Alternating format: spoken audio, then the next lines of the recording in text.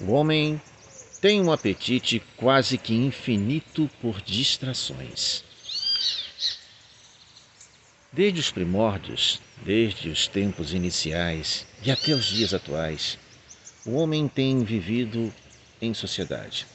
Ele tem sempre buscado uma rede de interatividade, de conexão, de estar um com o outro. A diferença básica entre o homem antigo e os atuais é que lá eles precisavam se deslocar bastante, caminhar muito em busca de abrigo e comida. Assim, eles praticavam uma intensa atividade física e, consequentemente, o seu tônus muscular era muito bem avantajado. Eram homens, sem dúvida, fortes, até mesmo para conseguirem sobreviver aos ataques de outros seres animais. Com o passar do tempo, muita tecnologia começou a surgir. No tempo do homem das cavernas, eles só dispunham dos recursos naturais, mas com o processo da mecanização da cultura, da agricultura, melhor dizendo, da manufatura, a industrialização de produtos, especialmente no ambiente doméstico, a vida do ser humano foi se tornando cada vez mais e mais sedentária. Fomos automaticamente perdendo várias horas diárias de trabalho em prol do lazer, em prol das distrações. Mas por que será que o ser humano se distrai tanto? Por que é difícil manter-se tão concentrado em atividades laborais? Porque a resposta, melhor dizendo, está em nosso cérebro. O nosso cérebro, ele procura sempre poupar o máximo possível de energia para obter o máximo de recompensa. Quando ele se sente motivado, quando ele sabe que haverá alguma recompensa, é aí então que ele vai dedicar a sua energia. Dentro do nosso cérebro tem uma área chamada núcleo accumbens ou acumbente. Ele fica dentro do sistema límbico, que é o que regula as nossas emoções. E nessa via mesolímbica, quando o sistema de recompensa é ativado, o nosso cérebro entende que aquilo ali realmente é muito importante para ele. E é assim que nós vamos formando hábitos, novos hábitos. São, na verdade, conexões que o nosso cérebro vai fazendo através dos neurônios. Os neurônios são redes que vão se formando, são caminhos que vão se ligando, pontes, conexões. Um neurônio se liga a outro por meio de uma fenda sináptica, ou seja, onde ocorre o processo da sinapse. Dentro dos neurônios, como já tinha até falado em outro vídeo, existem hormônios. Hormônios são como que mensageiros químicos que liberam alguma substância dentro da área sináptica. No caso aqui nós falamos de dopamina, que é o hormônio que nos motiva em busca de um prazer. Alguns neurônios são os que emitem ou jogam, lançam nessa fenda sináptica esses hormônios. Outros neurônios recebem, por isso são chamados de neurônios receptores, e no caso aqui receptores dopaminérgicos. Quando o nosso cérebro entende que existe realmente algum tipo de prazer em vista, alguma recompensa, ele se sente realmente motivado e vai liberando dopamina, cada vez mais dopamina, justamente para ele se manter conectado. Assim como uma grama que nunca foi pisada e de um determinado momento nós passamos a caminhar sobre ela, vamos criando exatamente aquele caminho e ali não cresce mais grama. Com os neurônios acontece a mesma coisa e assim os hábitos vão se formando. São novas conexões devido a novos aprendizados que são compensadores. Daí porque então o nosso cérebro se retém tanto em distrações. Só que à medida que o tempo vai passando, a gente tem que analisar exatamente que distrações são essas. Existem distrações que são muito boas, salutares, que fazem realmente muito bem à nossa saúde mental, mas já há outras distrações que nos mantêm ou nos colocam numa situação de dependência. E aí realmente que, digamos, mora o perigo. Quanto mais nos excedemos em nossas distrações, quanto mais nós ficamos de uma certa forma conectados a esses estímulos ou superestímulos externos, a dependência se torna cada vez maior e isso se torna um problema sério não só para nós, mas para as pessoas que estão ao nosso redor e às vezes até para a nossa natureza.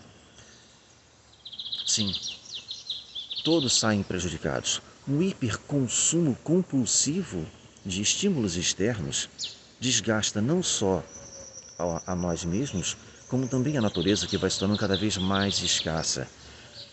Antigamente, os recursos eram bem menos. Na verdade, como eu falei, para os homens antigos, os recursos eram naturais. E nós fomos cada vez mais utilizando desses recursos naturais para construir processos industriais.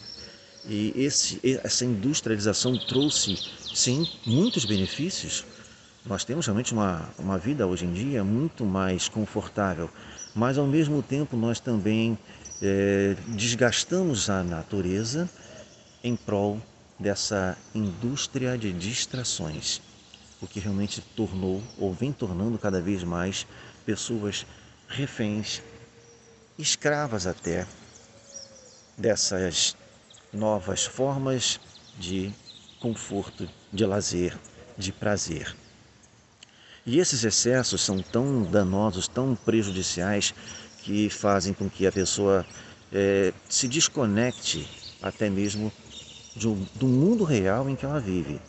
Ela passa a viver uma realidade que às vezes não é a dela. E eu não falo somente hoje em dia das redes sociais, mas qualquer tipo de dependência. Antigamente se falava muito das dependências químicas, elas ainda continuam e até de uma forma intensa e até aprimorada, mas hoje em dia nós temos também vários outros tipos que podemos chamar de drogas digitais. As mídias digitais, os jogos eletrônicos, videogames e até os superconsumos, na verdade a hiperconsumos compulsivos. As pessoas compram muitas coisas e às vezes não precisam de tanto assim, e até mesmo online. O uso excessivo também de pornografia, as pessoas ficam presas a esse tipo de teia. Recentemente, há uma novela passando na Rede Globo, a novela Travessia. Essa novela vem mostrando como que uma pessoa se desconecta da sua realidade e se torna prisioneira. Há um jovem, um adolescente, que de tanto ficar preso ao seu computador, aos seus jogos eletrônicos, aos videogames, que ele não consegue mais se libertar e entender o que é o real e o fictício. Certa ocasião, sua mãe foi levar a ele um lanche para ver se ele se desconectava um pouco, e ele ficou aborrecido porque naquele momento sua mãe o atrapalhou, ele perdeu o jogo. Ele ficou tão revoltado que se tornou agressivo até com a própria mãe. Justamente por isso, porque ele não conseguia mais separar realmente a realidade do fictício. Ele estava tão mergulhado nesse mundo e isso é complicado, porque você realmente não reconhece mais nada ao seu redor, você para de comer, você não se levanta, se torna muito sedentário e a sua saúde vai entrando num prejuízo muito grande. Mas ele não consegue, ou essas pessoas, ali é apenas um exemplo, né? As pessoas não conseguem se desconectar, se desplugar, não conseguem se desligar. Isso é um vício, é uma dependência muito grande e com isso as pessoas realmente sofrem. Esse é apenas um exemplo, mas há muitos outros espalhados por aí quando nós não tomamos cuidado com as nossas distrações. O cérebro, como eu falei agora há pouco, ele quer realmente essa motivação, ele quer realmente poupar energia. Ele não vai, ele faz uma certa resistência quando há um aprendizado novo.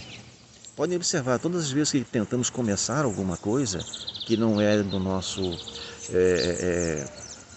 mundo, da nossa vivência particular, ele cria uma certa resistência. E é difícil, é muito difícil realmente criar um novo caminho.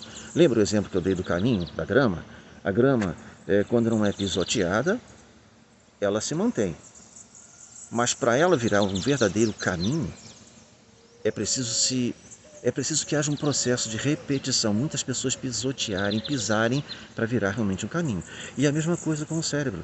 Nós precisamos repetir padrões, repetir realmente uma determinada forma de, de caminhar. Aí sim as redes neurais serão formadas, as conexões, e o cérebro então entende que aquilo também é bom porque há algum tipo de motivação, há alguma recompensa. Avançando um pouco agora, nós estamos entrando numa nova era. Dentro de algum tempo isso vai ser até bem popular, mas ainda não há ainda um estudo por parte da população em relação a isso. O mundo do metaverso. O metaverso é uma internet ampliada, ou seja, dentro de algum tempo, e isso já existem protótipos de metaverso com alguns jogos chamados Fortnite, Roblox, Minecraft, mas o metaverso, dentro dele, ou melhor, por essa tecnologia, as pessoas vão se colocar basicamente dentro da internet. Tudo o que nós fazemos aqui, poderíamos fazer normalmente dentro dela, ou dele, do metaverso. É um mundo virtual à parte, completamente ampliado em relação ao que nós vivemos. Terá realmente os seus fatores positivos, as coisas boas, mas também haverá um grau de dependência muito maior no excesso de dopamina dentro do metaverso. Se hoje as pessoas se aprisionam nos jogos, se aprisionam em compras, se aprisionam com outras coisas quaisquer, lá a dependência pode ser ainda maior, porque você vai ver, as pessoas verão um mundo das possibilidades. Pelo lado positivo, as pessoas que aqui são tímidas, que não conseguem falar em público, elas criarão o seu avatar, e esse avatar estará interagindo dentro de uma sociedade, e lá esse avatar, que na verdade somos nós mesmos lá dentro, mas no corpo de um avatar, conseguiremos falar, ou os tímidos conseguirão falar normalmente para uma plateia gigantesca. Por esse lado, realmente seria bastante positivo. Há muitas outras formas positivas também, mas há aquelas também em que a pessoa não vai querer mais sair de lá. E os neurocientistas estão muito preocupados com isso, porque o nosso cérebro vai chegar a um determinado momento, ou poderá chegar a um determinado momento, em que ele não saberá mais distinguir o virtual do real. E é lógico, como o nosso cérebro, ele prefere poupar energia e ter um ganho, uma recompensa, ele vai entender que essa distração é tudo, é a coisa maravilhosa. Ele vai querer viver, de repente, lá dentro. E aí se desconectar vai ser um problema seríssimo. Há algum tempo houve um psicólogo ou psiquiatra, Dr. Cameron Seppa. Ele, preocupado com os excessos de dopamina, ele criou o termo jejum de dopamina. Ou seja, era uma tentativa de se reduzir ou reduzirem os estímulos ou superestímulos que nós recebemos do mundo externo, a fim de nos conectarmos com algo que realmente nos desse maior tranquilidade, saúde. Quando nós nos excedemos realmente na dopamina, ou seja, quando nós trazemos superestímulos, nós bombardeamos o nosso cérebro com essa sede de manter esse sistema de recompensa ativo. E só que a proposta dele era muito, digamos assim, muito drástica, porque era basicamente confinar uma pessoa dentro de um quarto, não ter acesso à internet, não ter acesso a contatos físicos. Essa é uma forma muito drástica realmente. O que nós devemos, na verdade, tentar fazer é buscar um outro foco. À medida que nós mudamos para alguma outra coisa, nos focamos em alguma outra atividade, aos poucos nós vamos deixando também certas dependências. Claro que algumas dependências brabas, elas precisam ser tratadas, acompanhadas, orientadas por profissionais da saúde mental. Mas há outras que já não são tão graves, mas podem se tornar, nós precisamos buscar um hiperfoco em alguma outra atividade. Vou, de repente, buscar, eu agora vou começar a me dedicar muito mais a esse tipo de trabalho, porque aqui eu vou conseguir realmente encontrar uma super recompensa. É por aí realmente que nós buscamos uma saída. Mas o problema maior realmente é dessa dependência. Então o metaverso, ele propõe exatamente isso. Quem ainda não leu nada a respeito, procure dar uma olhada dentro das redes sociais que vai descobrir o quanto esse mundo está bem mais próximo. E essa tecnologia está chegando e vem com força. As principais empresas de entretenimento já estão investindo pesado. O Facebook já mudou até o seu nome para Meta. O Mark Zuckerberg, ele já basicamente pretende ser um dos pioneiros nessa guerra. E o metaverso vai ser uma indústria gigantesca de entretenimento.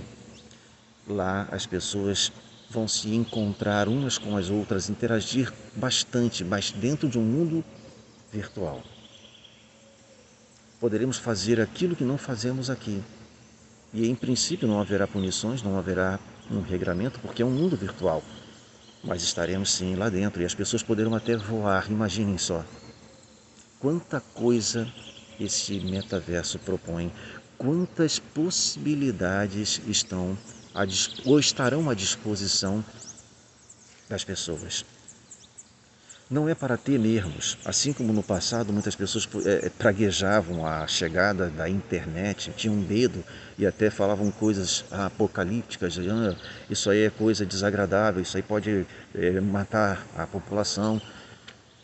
Não, a tecnologia ela tem sempre o seu lado bom, o seu lado positivo, mas o seu lado bem delicado, bem perigoso. Tudo depende do modo como nós usamos, do modo como nós utilizamos.